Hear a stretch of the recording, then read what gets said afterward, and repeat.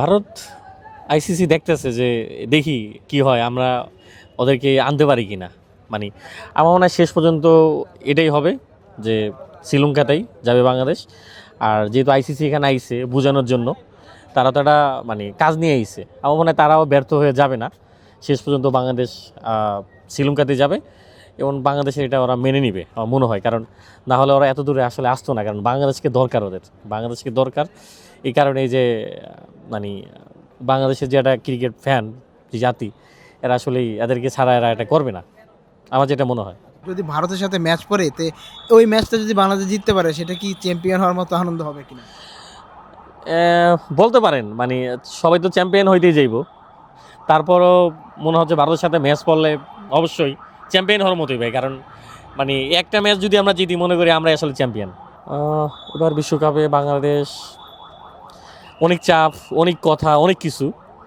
তো প্রতিবারের চেয়ে এবার হয়তো বা কোনো চমক থাকতে পারে, আল্লাহ জানে। আমি তো চাইবে সর্বোচ্চ, মানে যত অতীতে যত রেকর্ড আছে ভালো খেলা, সব রেকর্ড পার করে মানে অনেক ভালো খেলুক, অনেক ভালো খেলুক। যারা এত সমালোচনা করছে তাদেরকে নিয়ে তাদেরকে জবাবটা আসলে মাঠে ভালোভাবে দিয়া তাদের মন যেন আসলে বাংলাদেশ টিম ভালো জয় করতে পারে, সেটাই তাদের জন্য কামনা থাকবে। এবার মনে হচ্ছে যেন মানে মুশফিক ভাইকে যেই অবহেলা করা হয়েছিল, সেটার আমরা দর্শকরা বলতেছি যেটা জবাব, এটা সত্যি যে কারণ তিনি কিন্তু মানে প্রতি ম্যাচে কিন্তু ভালো খেলতেছে এবং জয়ের জন্য মেইন ভূমিকা পালন করতেছে। এমনকি আপনার শেষ পর্যন্ত কিন্তু মুশফিক ভাই হাল ধরতেছে। তা খুবই ভালো, এটা আমাদের জন্য, দর্শকদের জন্য ভালো। কারণ আমরা চাই যে মুশফিক ভাই ফর্মে থাক, রানে থাক। রিয়াদ ভাই যেরকম রানে আইছে, ফর্মে আইছে, এটা মুশফিক ভাইয়ের বেলাও আমরা চাই যে তিনি ভালো খেলুক। অবশ্যই আফসোস, কারণ শান্ত পরীক্ষিত একবারে। কারণ তিনি মানে এই বিপিএল একবারে পুরো আপনার সর্বোচ্চ রান শান্ত। সেই শান্ত যদি টি-20 বিশ্বকাপে থাকতো, মানে আমাদের দেশের জন্য ভালো হতো। কারণ অনেক অভিজ্ঞ, আর তার কাছ থেকে ক্যাপ্টেন্সি অনেক ভালো। লিটন দা একটা পরামর্শ ভালো, অনেক কিছু পেতো তার কাছ থেকে। ক্যাপ্টেন ভালো, কিন্তু ফর্মে আসতে হবে ভাই। রানে যদি না আসে, সেটা দুশ্চিন্তার কারণ হইব। তাকে রানে আসতে হবে। তবে এখানে হয়তো রান পায়নি, হয়তো ন্যাশনাল টিম আসলে সেখানে রান পাইতে পারে। তবে এটা একটা বড় জায়গা, যেখানে মানে ওরকম ভালো বোলিং নাই এখানে। তো এখানে অত ভালো মানেরও কিন্তু বোলিং হয় না, যে অনেক বড় বড় খেলোয়াড় আইছে।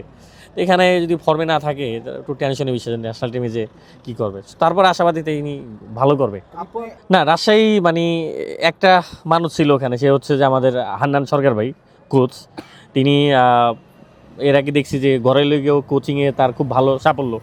আর যেই ধরনের খেলোয়াড় তিনি নিছে, মনে হচ্ছিল ভালোটা কিছু হবে। কারণ গতবার যে রাজশাহীটা দুর্নাম ছিল, রাজশাহী যে একটা কলঙ্ক ছিল, সেই কলঙ্ক মুক্ত হয়ে গেল মনে হয়। কারণ এবছর মানে এত ভালো খেলতেছে, আর শান্ত ক্যাপ্টেন, নেতৃত্ব, মুশফিক ভাই অসাধারণ। বলা যায় যে গতকালকে মুশফিক ভাইয়ের বড় অবদান ম্যাচ জয়। গতকালকে 40, আজকে তিনি নট আউট 46। তো অনেক বড় অবদান ছিল মুশফিক ভাইয়ের, ম্যাচ জয়লাভ করলো। তা খুবই ভালো। আর ওদিক দিয়ে আকবর আলী অবহেলিত একজন খেলোয়াড়, সে কিন্তু আজকে সবচেয়ে বড় ভূমিকা বলা যায় যে আকবর আলী। কারণ 3 বলে 3টা 6 মারলো শেখ মেহেদীকে, মারার পরে কিন্তু ম্যাচটা তাদের হাতে চলে আসলো। তা সব কিছু মিলে রাজশাহী খুবই ভালো টিম।